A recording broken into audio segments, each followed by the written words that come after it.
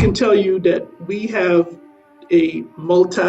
and my wife have a multi-million dollar company. We started this company with $0 because I knew that I didn't come from a background where I can ask people for money. And I knew the history of banks and lending to minorities. Yeah. So what I decided to do was focus on my relationship capital. What led you from Brooklyn to Wilberforce, Ohio, where Central State is? You know, growing up in Brooklyn, New York, and people looking at you, everyone like they want to fight you and this and that. Yeah. I walked on this campus, man. All I saw was beauty, like everything: the grass, the buildings, the people saying "What's up?" this and that. Needless to say, filled out an application, and it was probably the greatest experience of my life. If you don't mind me asking, give me an idea of kind of like what those annual earnings were like. I mean, especially say for year one, if you don't mind. I don't like to throw numbers out there, but I want to motivate people, right? I'll tell you what we did in year one. Yeah. I'll tell you what happened. Okay. I'll tell you what happened. We did over. Welcome to another edition of HBCU Titans, where we highlight and profile HBCU graduates who are doing tremendous things in the communities in which they serve. And today, my special guest is someone who has spent more than 30 years working inside the federal government, shaping access for small and emerging businesses across the country.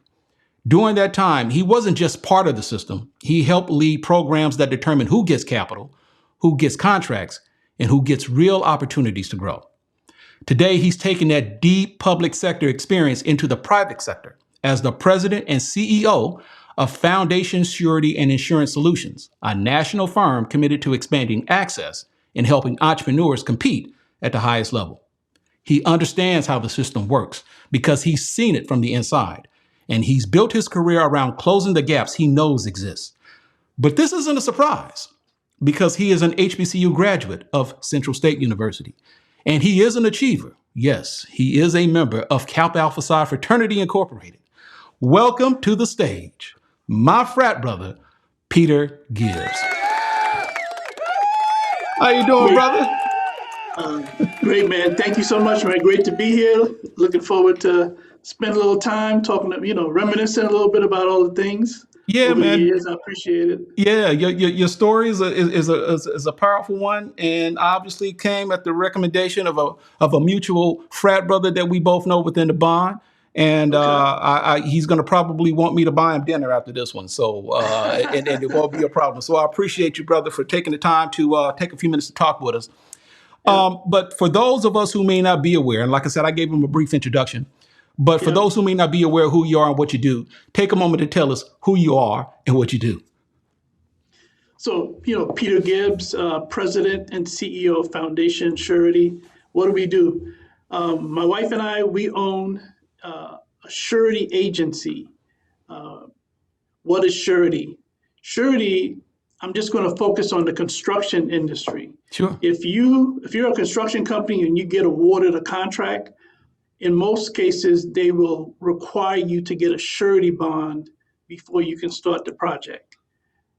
It's probably the biggest obstacle for minority businesses, small businesses, in the construction industry.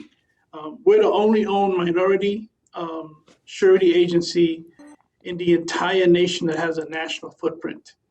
So that's kind of who we are. We write bonds to businesses all over the U.S.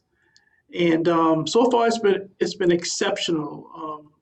Our business, we just started year 5, and we've helped over 800 companies and obtain contracts with a dollar value of over $2 billion. Yeah. So, look, this is one of those areas where, and I think it's safe to say, Peter, you probably agree, is when you look at all of the various disciplines and industries and so forth, I think it's safe to conclude that surety bonds isn't necessarily the most sexiest thing out there. But in my time of kind of like, either running the business or just kind of learning about business in general, you tend to come across those industries, insurance being kind of like one of them, where it's typically those industries that aren't necessarily sexy that have a tendency to be the most profitable because of the fact that people take advantage of the fact that everyone doesn't necessarily know about it. So as it relates to surety bonds, if you would, kind of give us an idea as to how that process works. Yeah. So if let's say you're a company and you want to renovate a building, right? You're the owner of the building and you want to renovate it, right? You don't know anything about construction, so you have to find a way to make sure that you get the right company to do the work, right? So you tell them, well, you have to go to a surety agent to get a bond so that we feel comfortable that you qualify for the work, right? So when the company comes to us, we look at their financial statements, we look at their work history, we look at, their banking relationship. We make sure that they qualify to work on that project, right? So that when they go back to you, the owner, you know that you have a company that's been basically pre-approved to do that work. So that's what surety is. We make sure that whoever is on that project, they're qualified technically and financially to do that work. Just to piggyback on what you said earlier, it's absolutely definitely not a sexy thing, Right, but it's probably one of the most lucrative industries in the U.S.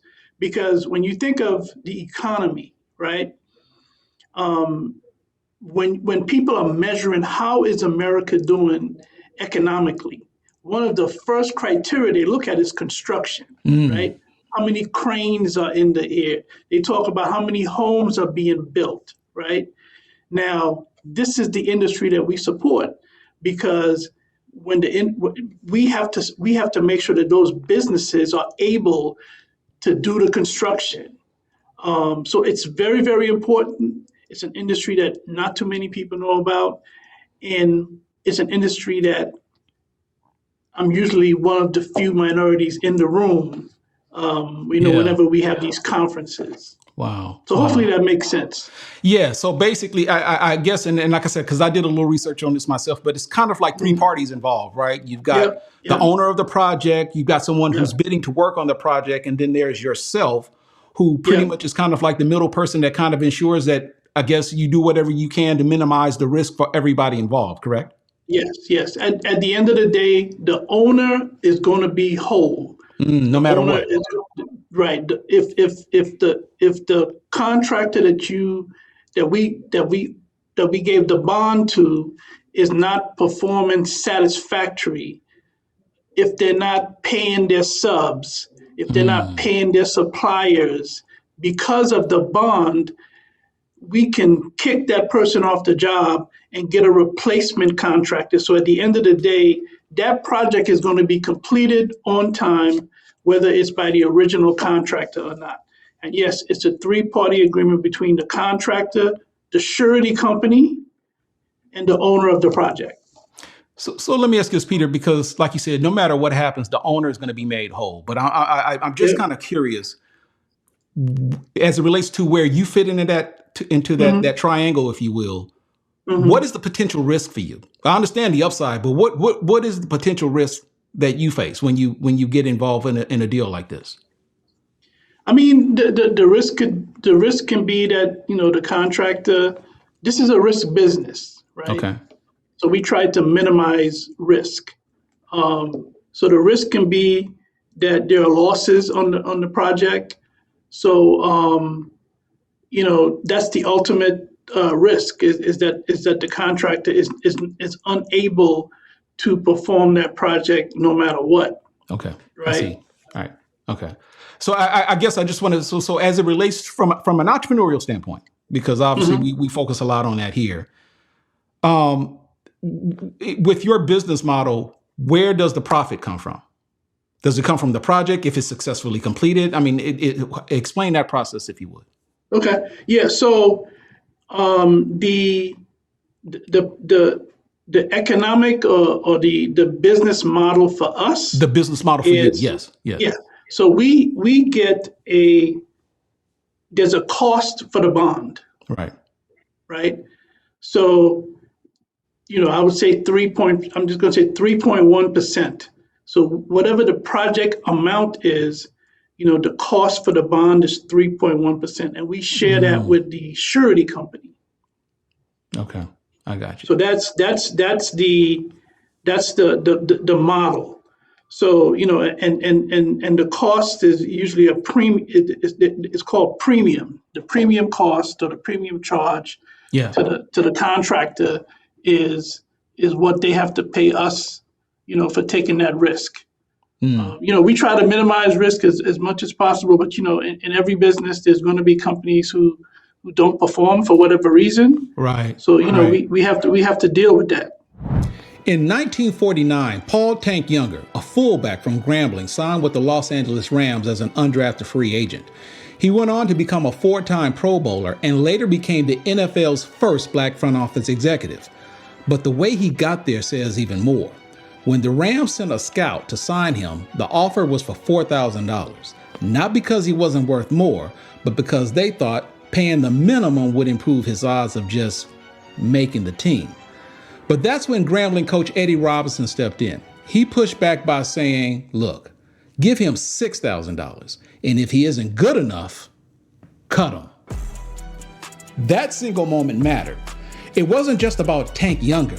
It was about HBCUs demanding respect at a time when the rest of college football was still wrestling with integration. Stories like this are why I wrote the book, HBCU Sports 101, a guide to understanding black college athletics. Because it's bigger than just stats and scores. It's about culture, legacy, and the people who changed the game.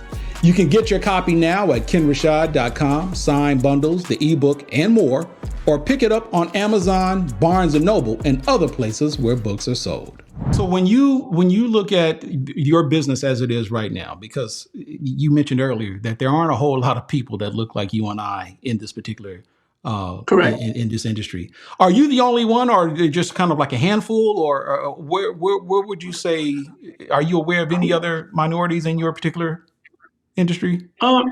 So I'm the only one that has a national footprint. So we're licensed to do business in every state. I see. Right. Okay. But so I know of individuals, they may have they write bonds in the state. Or they might have a couple of states. But the funny thing is, many of the surety agents that's in the business, and I hate to talk about myself, right? No, by all means, this is about you. I want you to talk about yourself. But many of them, I'm the reason why they're in the industry, because, when I was at SBA, being able to talk to the leaders of the surety companies to make sure that they get an appointment, right? Because the surety industry is an industry where you, as a small business, you have to get appointed by the surety company, right? Otherwise, you're a sub-agent to an agent, right? Yeah. So they get appointed, and that means that you have to split, your profits or your premium if you're not the main agent, if that makes sense. Yeah, it does. It does. Yeah. Okay. So when I was at SBA and people would tell me, I would meet, I'm just going to say African American agents, and they would be like, man, it's tough to get into this industry.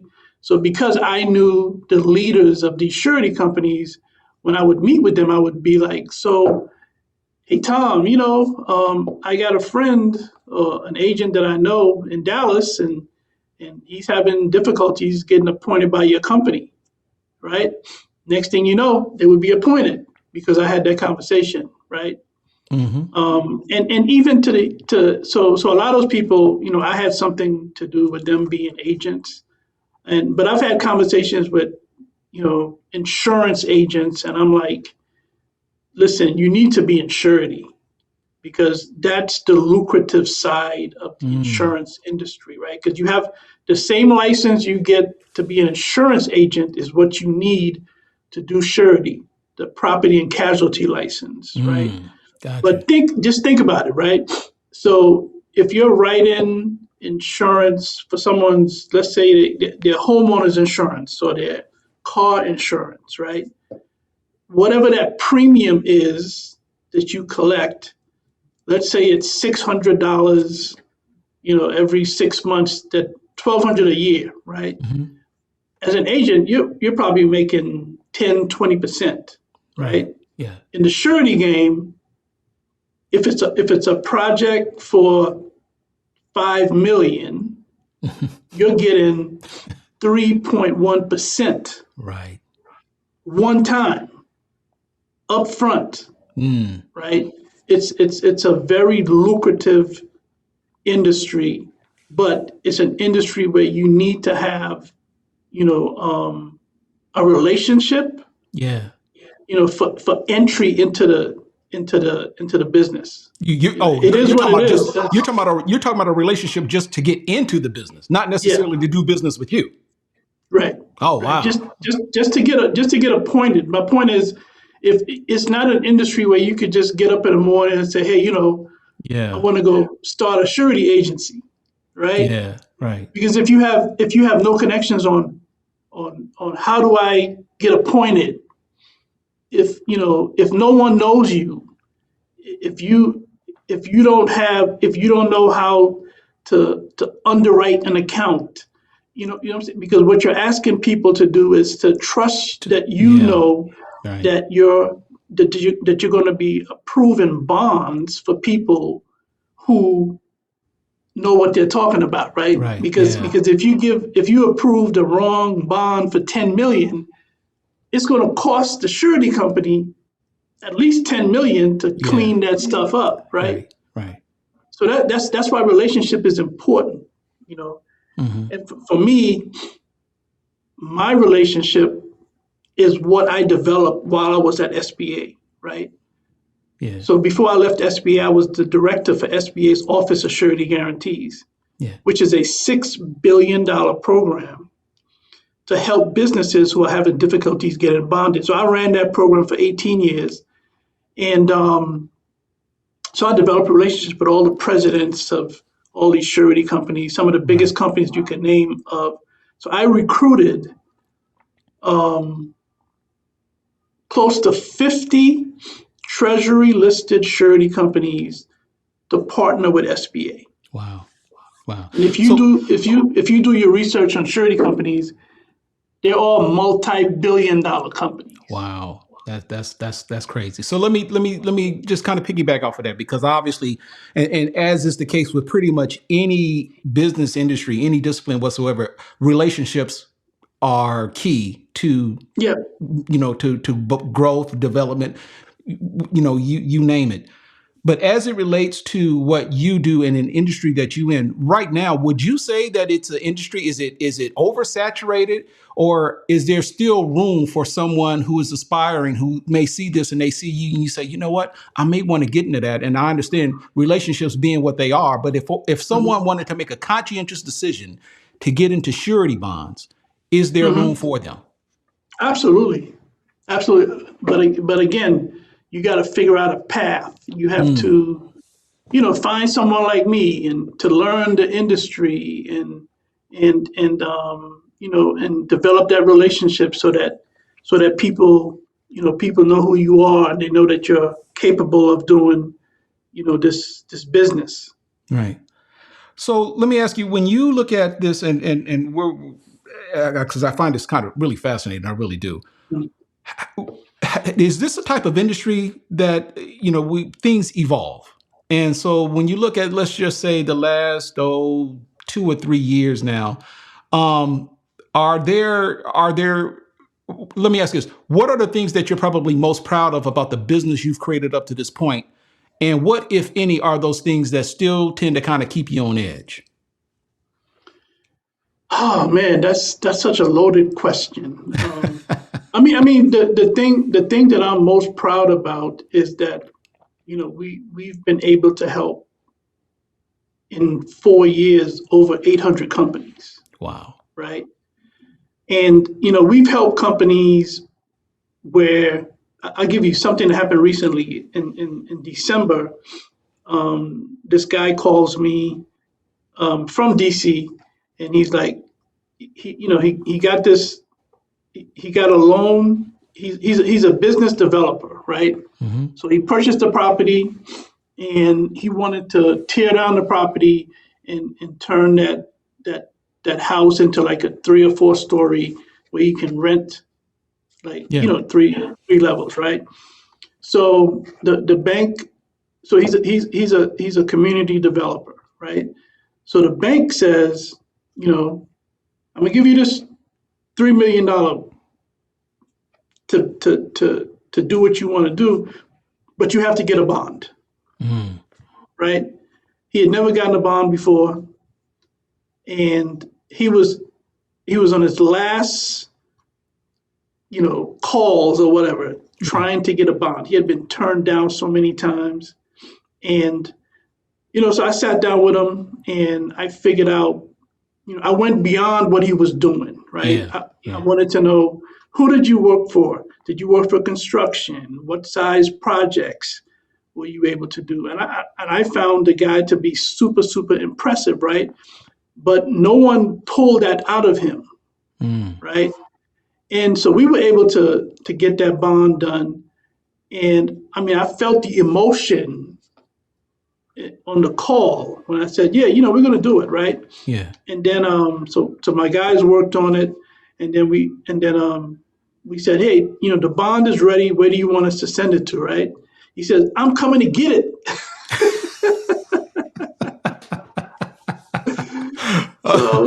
So he drove about an hour, came to the office, and tears was coming down his eyes, man. Wow.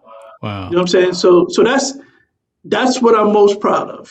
Yeah. Being able to help companies, who are capable, but maybe they don't know how to tell their story in the right way so that people understand the value that they have or where they are and their capabilities. But that's from years of Yeah. working with small businesses at SBA, and right out of college working for a minority owned construction company, and working Yeah. for a large construction company. Many years of experience working with businesses. I know how to pull stuff out. Yeah. And I always stress with people, I'm not going to do anything reckless, right? Mm-hmm. I'm not just going to write you a bond because you look like me. Right. Yeah. You gotta qualify for it. So we're gonna, and then, so even if you don't qualify, I'm gonna give you the answer to the test. This is what you need to do, Right. right? And if you do these things, then you'll be in a position where you can get the next opportunity, right? It's like, my wife is not in the room, but when she says, babe, there's a sale, at Macy's or Nordstrom's, Right. and I'm like, there's going to be a sale next week too, right?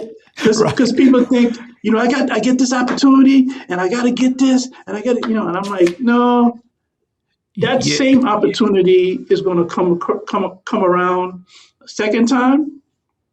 Your task as an entrepreneur, as a business owner, is to make sure that you learn from not getting it this time, Yep. to make sure that you put yourself in a position to get it the next time. Next time. Absolutely. But, Absolutely. but what I'm not going to do, I'm not going to be irresponsible and put you in a situation to fail, Mm. Excellent. right? Excellent. And that's a hard pill to swallow from people sometimes, right? Mm-hmm. Because I got this opportunity and I can do this and I can do that, and I'm like, nah. I've seen the end result Yeah. of when you think you have the opportunity and things start going wrong. Oh, wow. Yeah. I want appreciate to save you from yourself. Right. Right. Let's get some proof in there first, right? Yep, yep, Yeah, yep, right. So let me ask you, let's take it back for a moment because we'll get back to what you do. But obviously, like I said, this is HBCU Titans, and we're yep. celebrating you obviously for one of the reasons because you attended an HBCU. But I have to ask you, and I know this, but for those that don't know, where are you from originally? But Brooklyn? I was born in the Caribbean, Oh, Trinidad and okay, Tobago. okay. I was born in Trinidad and Tobago and grew up in Brooklyn, New York. Okay. Yeah. So what led you from Brooklyn to Wilberforce, Ohio, where Central State is? Man, it's my life is, if anybody who doesn't believe in God, my life is a testimony. Mm, You know. say it. So I was a pretty smart kid in high school, and I had like 51 like scholarships, and my neighbor, and I'm gonna mention her name is Ann Smith, who's like a second mom to me. Hmm. Um, she went to Central State, and she took me to a May weekend. Her class was celebrating like 20 or 25 years because she graduated in the late 60s. And man, I walked, growing up in Brooklyn, New York, and people looking at you, everyone like they want to fight you and this and Right. that. Yeah. I walked on this campus, man. All I saw was beauty, like everything, the grass, the Right. buildings, the Yeah. people saying, what's up, this and that. Needless to say, filled out an application, and it was probably the greatest experience of my life. Wow. Um, and to the point of, you know, it just changed my life in so many ways. My mother's from the Caribbean. I said I'm from the Caribbean, so my mother Yeah. was like, "So you're gonna give up these scholarships? Who's gonna pay for your school?" I said, "Mom, I'm gonna be okay. I'm gonna be okay." Right. So I didn't get a scholarship to Central State, but I found a way to get enrolled and Yeah. and and Yeah. and graduate. So that's how I ended up. My neighbor, Ann Smith, Yeah. What did you study while you were there? accounting. Accounting. Okay. Okay. I did So, I did account I did accounting. I joined ROTC. okay. So I got commissioned as a second lieutenant. When I graduated in '86, Yeah. and in 2023, I got inducted into the ROTC National Hall of Fame. Oh, So wow. I'm one of the few lieutenant colonels who's in the ROTC National Hall of Fame. It was a real big event that the AUSA Association did in DC, and there was a bunch of 4 stars and 3 stars and Yeah. little old me, Oh, you lieutenant right. colonel. So, well, first of all, congratulations and thank you for your service. Appreciate it. So let me ask you this: so you finish Central State, you graduate, and so obviously now you go into the real world, if you will. Yeah. Talk about the journey that led to where you are now. So, like, what was your first job coming out of school? So I worked for a big six accounting firm back then, right? Okay. Okay. We're talking about the '80s. Right out of college, Yeah. Right. I got a job with back then it was called Deloitte Deloitte. Yep. Haskins, Deloitte and Touche. Yeah. Deloitte Haskins and Sales, That's right? right. That's right. Right. Right. Yeah. Deloitte Now Haskins and Sales. it's Deloitte And Touche. Touche. Right. Yeah. Well, I think it's just Deloitte now, Deloitte. right? Yeah. Right. So I was working for them, and the first I realized when I went to work, I realized by 5 p.m. that public accounting wasn't for me. Mm. I just didn't feel that energy, right?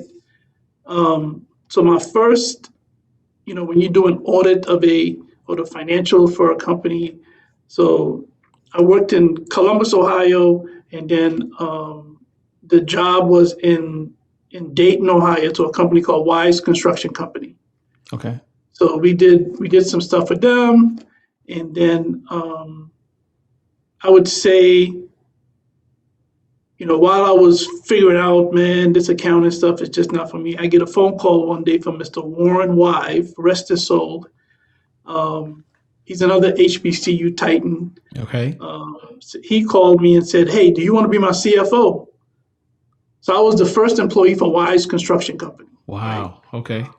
A company in Dayton, Ohio, founded by Warren Wise and Dave Abney. And I think they both went to North Carolina A&T Okay. as engineers. Yep. So I got into that, but then I got kind of homesick living in Dayton. So I went back to New York, and then I started working for a company called LVI Group, Okay. which was a large interior construction company, right? And then, while I'm working there, I was doing, different jobs, and I was living in New York. I thought I was living the life, right? Right. I want people to understand this. I thought I was living the life. I was living in New York, and then I was working on LVI was so big, so I was working on a job site in Philadelphia where we were building the Bell Atlantic Tower, right? And for many years, it was the largest building in Philadelphia. And so while I'm there, I remember this like it happened yesterday, man. The vice president, Judy Bennis, asked me to come to headquarters back to New York because this other accountant was working on the HBO Viacom building, and they said that they were not going to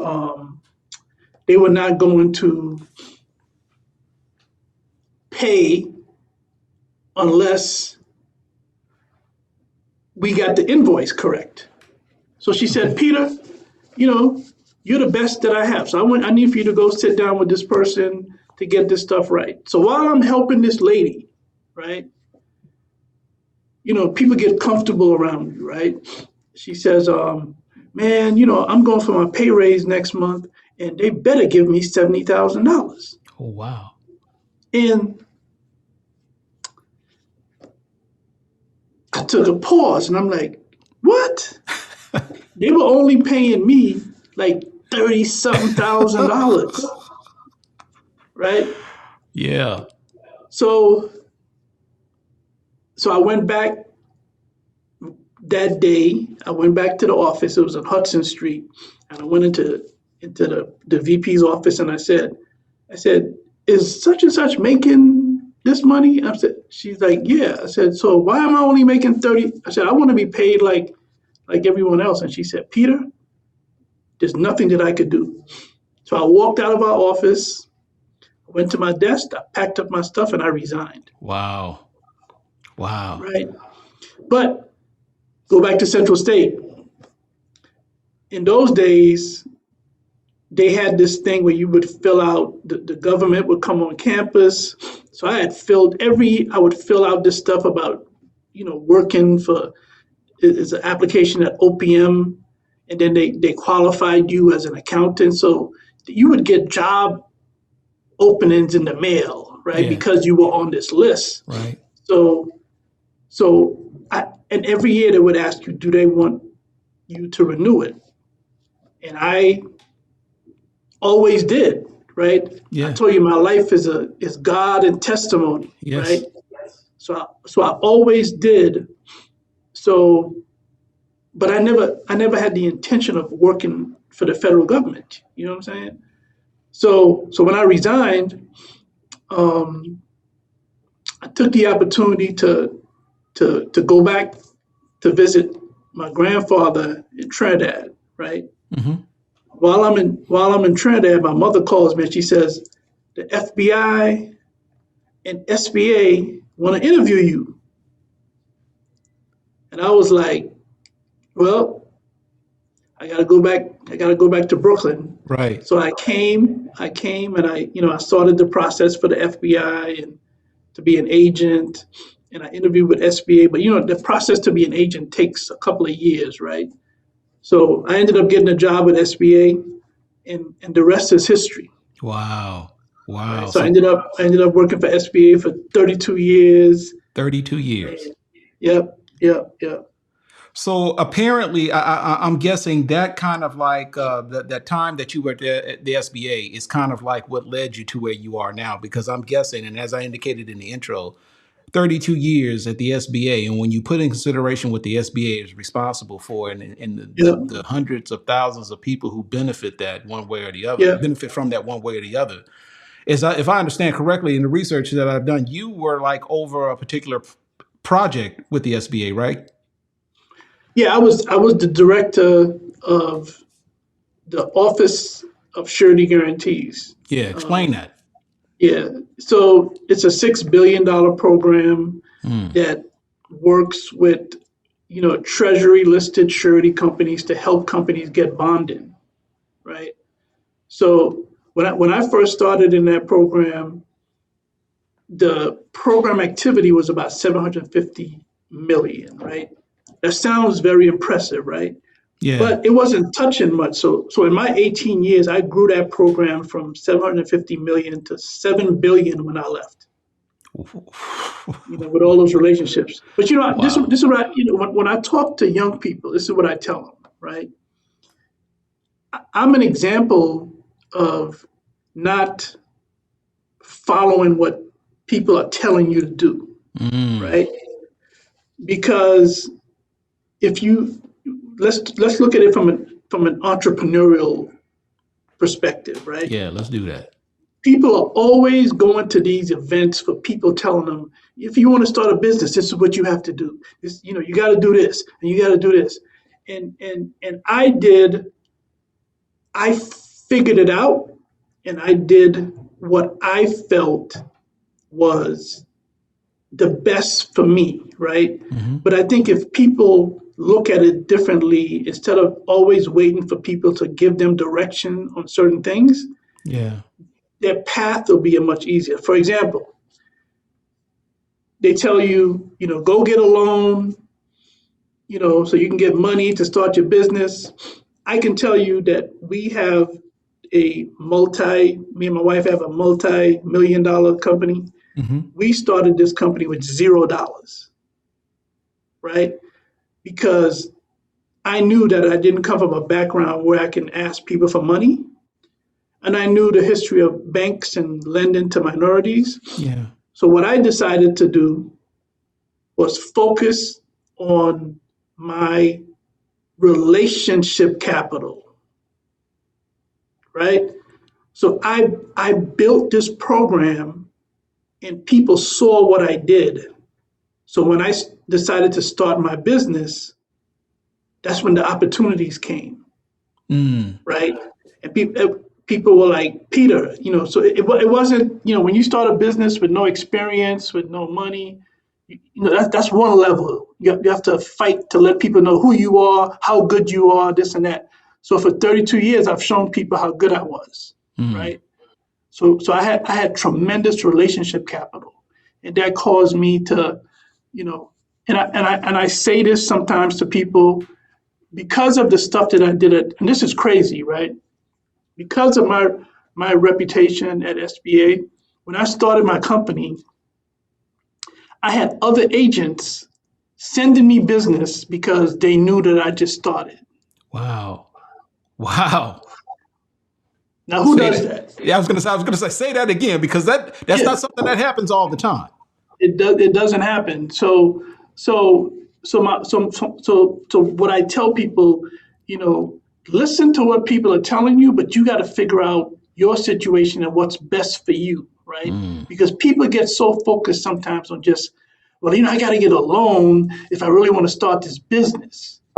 You know, no, you don't, because you have money is not going to make your business successful. You know what I'm Right. saying? Yeah. Yeah. So that's what I figured out. I grinded it out at SBA for 32 years, building that relationship capital, and it put us in a position to start our company. And now, we're So growing and doing a lot of crazy stuff. So I worked in that program for 18 years, and then I worked in SBA's venture capital program. When back in the day, it was called the investment division. So the first 14 years, I worked in SBA's investment division. Um, helping, I was an auditor in that program.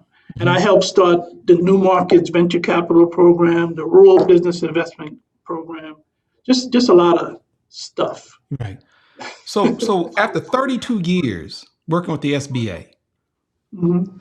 did you at that time, I mean, take me to the moment where you decided, okay, my time here is ended. When you made that decision, did you know you were going into business for yourself? Man, that's a great question. And it's another thing that, it goes back to doing things, figuring stuff out on your own. Mm-hmm. I started preparing for my exit from SBA 4 years before I left. Okay. It's not something where I decided, I figured out when I would be eligible for retirement, and I just started. I had a black book, just keeping notes. I would, when I would sit down with people, I would ask them questions. I sat down with some noobs that I knew who were business people, and people are always excited to talk about where they are today in their business. Yeah. The main question that I would ask people is, I want you to go back to when you first started your business. Mm. What would you change? Right? Because that was important to me, because that would be my starting point, right? So I know you have a very successful business, but I want to know, if you can go back to day one, what would you change, right? So I would meet with brothers and other people that I knew, and I would just kind of like interview them, right? And just take notes. Mm-hmm. And so it's not something where I waited till I retired to start a business. I was eligible to retire on August 8th. I retired August 31st, and I started Foundation October 1. Oh, wow. So Lewis, at literally a month? Yeah, within a month. Wow. Hey folks, Kenn Rashad. We'll get back to the show in just a second, but I've got to take a quick pause just to put something on your radar. My business coach, Dr. Myron Golden, is hosting his next Make More Offers Challenge. And if you're serious about growing your business, scaling your income, and creating lasting impact, this is the place to be. It's 5 days of high-level teachings that'll show you how to structure, price, and position offers that don't just sell, but they help your business grow with purpose. I've been through this challenge myself, and it completely shifted the way I think about business, from how I build to how I serve. So do yourself a favor, go to offers.kennrashad.com and secure your spot for the next Make More Offers Challenge. Now let's get back to the show. So talk about that startup. When you started it, it was you and your wife? Yeah. No, just me. Just you. Just me. And a young man that I've been mentoring, who is the nephew of my line brother. Okay. So he was from day one, has been with me. And okay. We started off in a shared office space. Yeah, that's what I was going to ask you. I was going to say, what did that look like? Were you guys working from home? Did you have office space or what? So yeah, talk about that. Yeah, we had a shared office space. See, that's one of the things with those conversations that I had with people, right? Mm-hmm. They told me, if I can go back to day one, I would start with a small office, so even work from home, because they talked about, they started their business and they took all this money out of their savings account and their retirement, and they got an office space with nice furniture and this and that. Yeah. And they weren't ready for that yet. The company wasn't generating enough revenue to support that. So found a nice office space, and Marcus and I, worked out of that. And then, the plan was for me to grow the business. And ultimately, my wife was definitely going to come start with the company. But we did so well our first year that my wife left her good government job to work with you. And became the COO of the company. And it's been great ever since. That's another dynamic, working with your spouse. And a lot of people don't think that that's a good thing. But again, 4 years before, my mentality started changing, observing things from a different perspective. So, being the director of a program for the federal government, I would speak at events, I would visit offices. And one of the things that I noticed in the surety industry, most of the surety companies was family based, husband, wife, Gotcha. kids. So for And me, it was a that's no. kind of the case for you, right? If I'm not mistaken, right? Yeah, Yeah. yeah, yeah. So my wife is here, and we have like 5 employees. So Okay. so Isn't your daughter a part of the process too? Is just you part of the operation? it's just me and my wife. It's you and your wife. Okay. Okay. Yeah. So I Okay. have 5 daughters. My older daughters are in the medical, and then we Gotcha. have I have 2 sets of twins. My youngest twins is 10, Gotcha. and the older ones are in the medical field. So yeah, it's a family-owned business, Okay. but it works for us. Okay. Okay. Yeah. So let me ask you this. So now I just want to make sure we get these start dates correct. You started on what day did you start your business? October 1, 2021. 2021. Okay. And you, according to you, grown pretty tremendously, correct? Yep. If you don't mind me asking, give me an idea of kind of like what those annual earnings were like. I mean, especially say for year one, if you don't mind. Oh man, I don't like to throw numbers out there, but I want to motivate people, right? Okay. So I got you.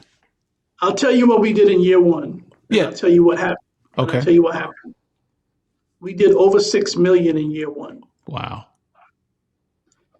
And because we did so well, a company out of Des Moines, Iowa, Merchants Bonded, invested in us. Mm. So we have a partnership with a $6 billion company, Merchants Bonded, Okay. and it's a great relationship. Okay. Fair enough. Yeah. Fair enough. Fair enough. So let's talk about where we are right now. You obviously are well established. You are licensed to work pretty much in all 50 states. What more is there for you to do? We just got to keep growing, man. Keep helping more companies. I don't like to use this term that I think is overused in our community, generational wealth. But but for me, I want to be able to, the exit for us is to, when we reach to a point where we can sell this business, where it will take care of all our daughters and our grandkids. That's the objective. Okay. But we don't, and I tell this to our team all the time. We don't do anything based on money. So we don't worry about that. We just got to keep excelling at what we're doing, and that stuff is gonna come.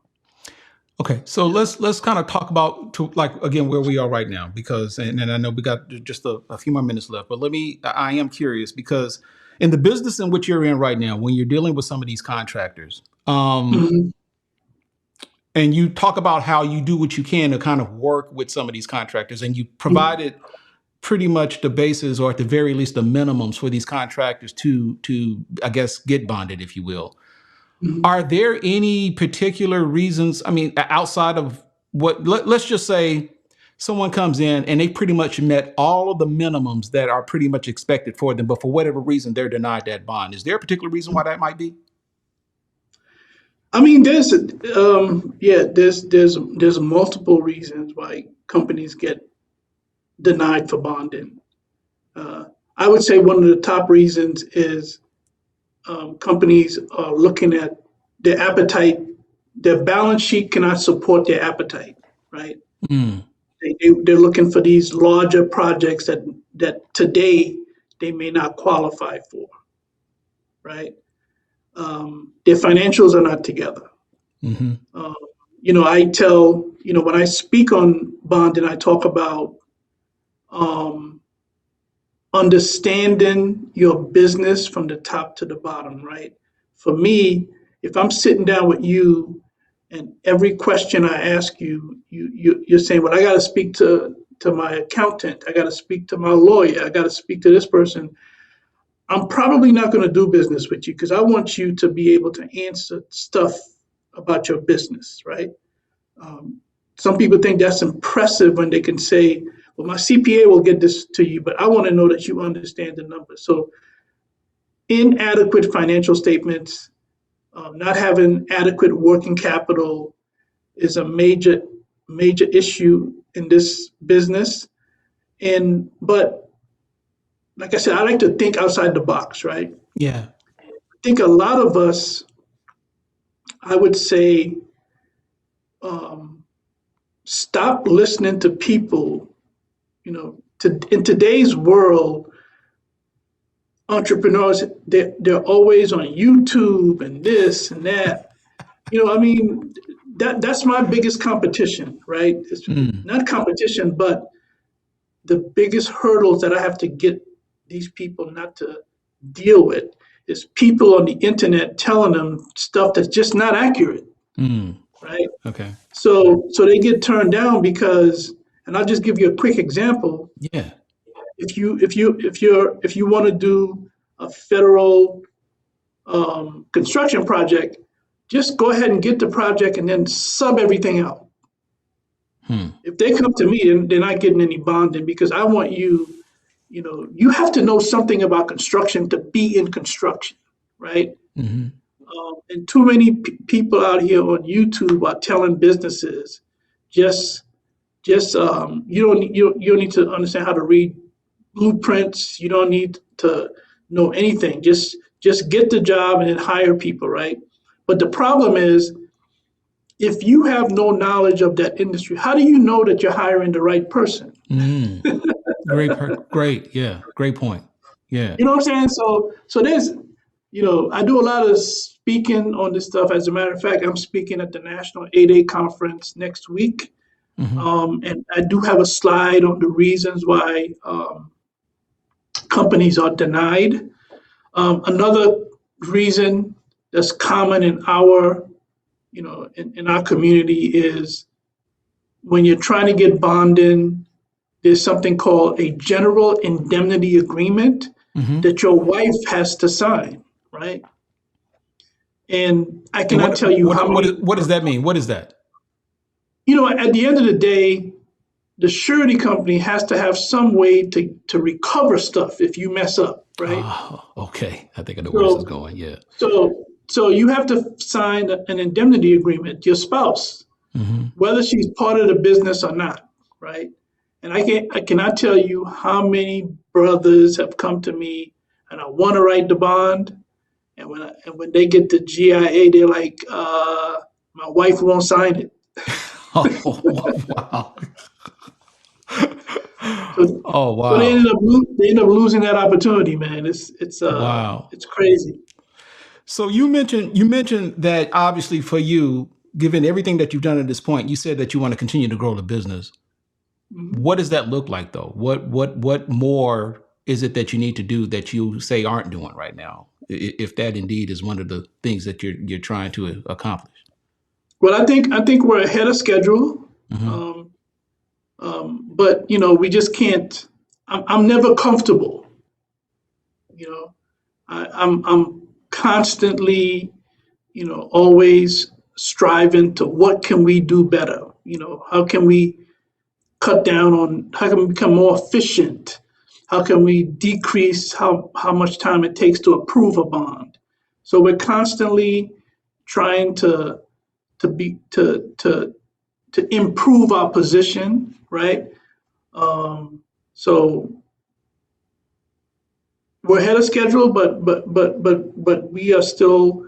I don't think there's anything that we're not doing. Yeah. Trying to answer your question, I think that we're doing everything that we're doing, which is not not getting too comfortable, Right. keeping Right. that passion, that energy, you know, um, to keep moving forward. Gotcha. Gotcha. So, you know what, when you deal with this, and I guess I hear you as it relates to getting bonds for contractors and so forth, I guess as it relates to construction, but let me ask you this. Does bonding necessarily apply to contractors? I mean, are there any other elements that you do that isn't necessarily related to construction that where bonding is still something that's necessary, even if it's not construction, or is it just primarily with construction? No, man, you'd be surprised how many like how many industries bonding is required. Really? You know, That's not construction. exactly. You Yeah. know, if you're a notary, right? Mm-hmm. You have to get an annual bond to be a notary. It might cost you like $40, Yeah. but you have to get a bond. The state's going to require you to have a bond. Okay. Let's say you lose someone in your family, and then you were named the executor of their estate. The court is going to require you to get a bond, right? Okay. If you're a trucking company, the state might require you to get to have a bond. So we have probably 85% of our business is construction, but we also do commercial bonds, Mm-hmm. right? Okay. So we write bonds for a lot of different things, man. So so let me ask you this. So like you were in accounting. Yep. Would there be any situation to where someone, let's just say an accountant, or maybe someone who is in project management, do you ever come across, are there any situations where people in those type of professions will require a bond? You know, Or is that it all not? depends. It all depends on the contract that you Okay. sign. Okay. You know, I mean, there are also like financial bonds. You know, it's like I got you. Yeah. if you have Okay. if you have a group of people and someone wants to lend you money, they might require you to have a bond, right? So there's bonding is everywhere. There are thousands and thousands of different types of bonds. Yeah. Okay. But we, Just a we couple more focus questions. on construction and commercial. Just a couple more questions for you, Peter, before I let you go. You've pretty much made it kind of like your mission, if you will, to kind of make sure that people in, I guess, underserved communities get access to these type of things too. For those who may be aspiring to kind of get to that next level, but may not necessarily be quite in a situation yet to where they can just obtain a bond, what would be your advice to them to kind of make sure that they prepare to get ready so that when the opportunity comes, they are ready? Get a relationship with a bonding agent. Find out, have a conversation with them. Find out what's required. I have those conversations every day. Mm-hmm. People call me and I find out about their company. What are they trying to do? And I tell them, I don't think that you're there yet, but these are some things that you have to do to get there. And now I just had a guy from New Orleans call me last week, and he's like, "Mr. Gibbs, you probably don't remember me. You had a conversation with me 2 years ago and told me what I needed, and I think I'm there, right?" Oh, So wow. we were able to write him a bid bond recently. So it's never too early to start a relationship with an agent, just to find out, where you are as a company and the things that's required for you to be considered a bondable company. When you say you fast forward 5, 10 years from now, and I asked this question quite a bit for a number of entrepreneurs. What do you want your name to represent in this industry when you decided you're going to call it quits? For me, my favorite word is what I strive for. Other than achievement, of course, Of course. is impact. Mm. I want people to know that I had an impact. On society, on small businesses, on entrepreneurs, on the African American community, on HBCUs. Right. I want to make sure that I have an impact Mm-hmm. on people's lives. You know what? You just brought that up, and I find it proper. This will be the last question. I promise you that. I lied the first time. You as an entrepreneur, you obviously know all there is to know about this business. You've spent decades working at it, and one of the things that I've always said, or the commonality that I've had with interviewing other entrepreneurs and so forth, it's always been said, or I've always indicated that while you may know all there is to know in your particular industry, do you still find yourself in a situation to where, despite all you know about this business, you still find yourself in a situation to where you're still learning?